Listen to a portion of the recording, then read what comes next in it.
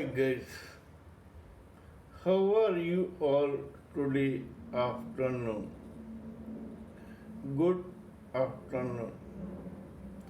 In continuation of our previous discussions about the various verses of Srimad Bhagavad Gita, let me talk about a few more verses of the first chapter of Bhagavad Gita and its continuation towards the second chapter of Bhagavad Gita.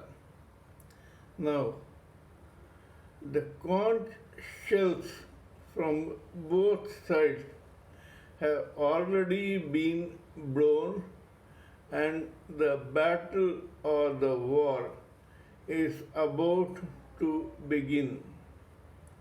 At that time, according to the verse in the first chapter of Bhagavad Gita, Arjuna told Lord Krishna to take him to the center of the field so that he could see people from both sides, the Pandava side and the Kaurava side, to know who he will have to fight from now on.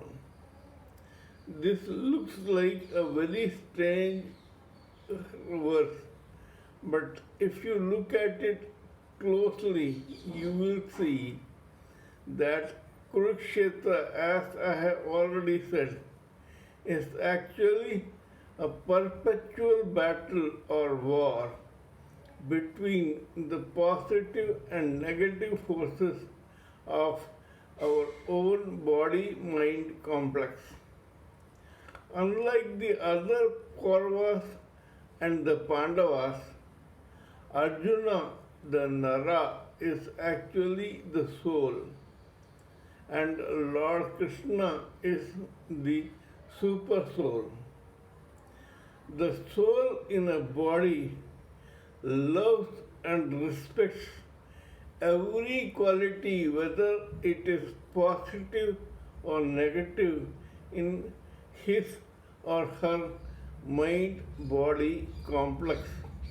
Hence, Arjuna looks at both armies and finds that all the people who are present there are his brothers, his cousins, his grandfathers, his uncles, his teachers, and his friends, whether they are on the Kaurava side or on the Pandava side.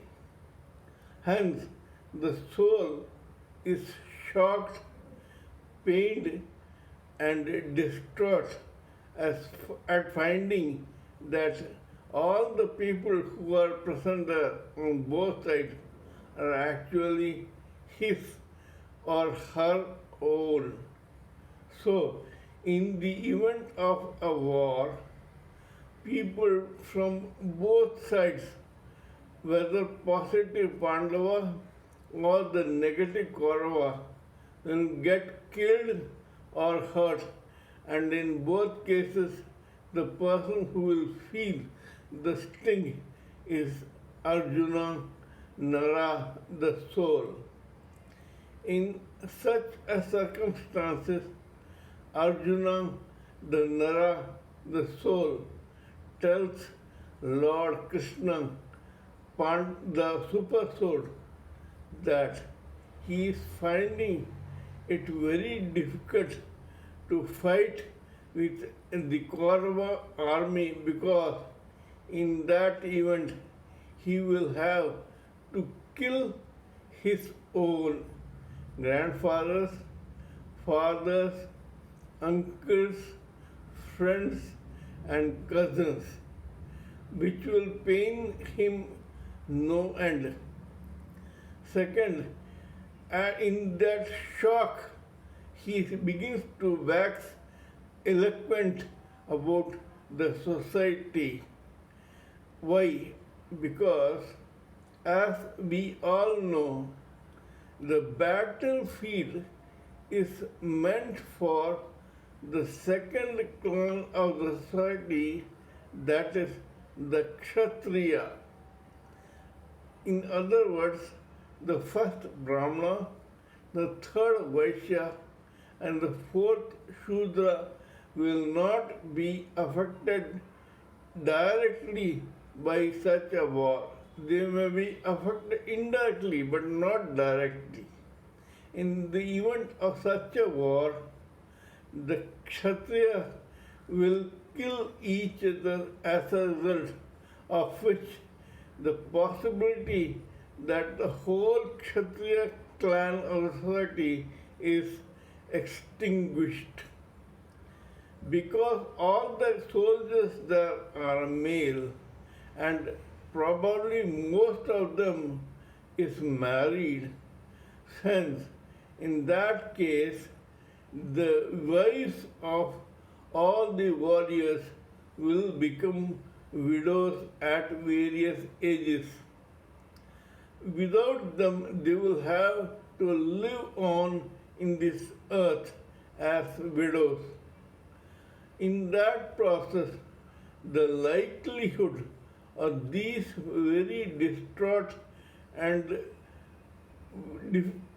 poor women will have to marry again into other castes like the Brahmanas, the Vaishyas, or the Shudras. According to the Hindu society, the genes of every caste are different. Brahmana is goodness mode, Kshatriya is passion mode, Vaishya is more passion and less ignorance mode, and Shudra is more ignorance and less passion mode. If a Kshatriya woman from the passion mode is forced to marry into a Brahmana, a Vaishya, or a Shudra caste, then the society will have a lot of unwanted intermingling of blood, which will spoil the society as such, morally, spiritually, and physically.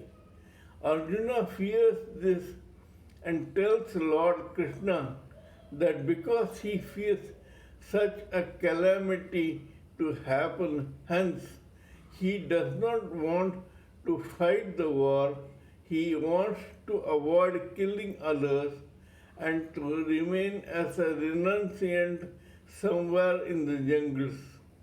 Now, what will the reply to such an argument of Arjuna will be from Lord Krishna? We shall see tomorrow. Kindly listen to this analysis of mine.